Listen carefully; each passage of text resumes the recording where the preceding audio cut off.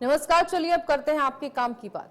आजकल रेफ्रिजरेटर मानव जीवन का एक अहम हिस्सा बन गया है। शायद ही कोई घर हो जहां रेफ्रिजरेटर का इस्तेमाल ना होता हो।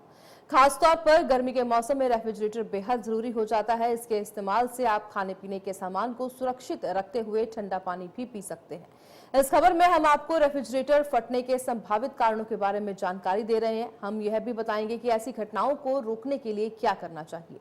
रेफ्रिजरेटर नहीं बल्कि रेफ्रिजरेटर का एक हिस्सा जो कि फटता है। जब हम रेफ्रिजरेटर के फटने की बात करते हैं तो असल में रेफ्रिजरेटर नहीं बल्कि रेफ्रिजरेटर का एक हिस्सा फटता है। उस हिस्से को कंप्रेसर कहा जाता है। कंप्रेसर रेफ्रिजरेटर के पीछे स्थापित किया जाता है। इसमें एक पंप और एक मोटर होती है। यह मोटर पंप के माध्यम से रेफ्रिजरेटर गैस को कॉइल्स में भेजती है। जैसे ही यह ठंडा और द्रवीकृत होता है, यह रेफ्रिजरेटर की गर्मी को अवशोषित कर लेता है और उसके अंदर मौजूद हर चीज को ठंडा कर देता है। इसलिए यह रेफ्रिजरेटर को ठंडा करने की सामान्य विधि है।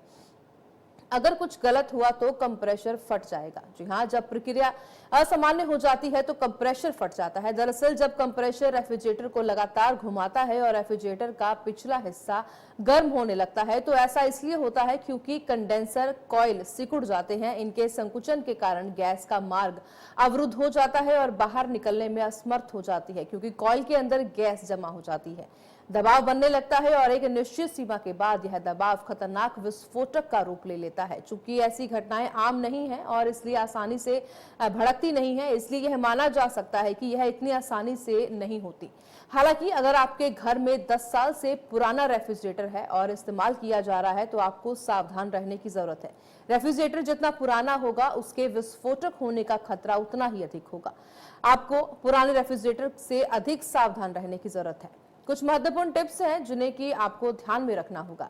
फ्रिज की आवाज से पता चल जाएगा कि यह ठीक है या नहीं। यदि आपको कंप्रेसर की एक सी आवाज सुनाई देती है तो इसका मतलब है कि यह ठीक है। लेकिन अगर वह तेज आवाज कर रहा है और फिर उसके बाद उसमें से कोई आवाज नहीं आ रही तो समझ जाएं कि कुछ गड़बड़ है। अगर रेफ्रिजरेटर 10 साल पुराना है तो समय समय पर इसकी जांच करवाते रहें और रेफ्रिजरेटर को दीवार से सटाकर ना रखें। रेफ्रिजरेटर और दीवार के बीच पर्याप्त जगह होनी चाहिए। यदि रेफ्रिजरेटर किसी चीज को ठीक से ठंडा नहीं कर रहा तो टेक्नीशियन को बुलाएं। अगर फ्रिज के पीछे से ज्यादा हीट हो रहे हैं तो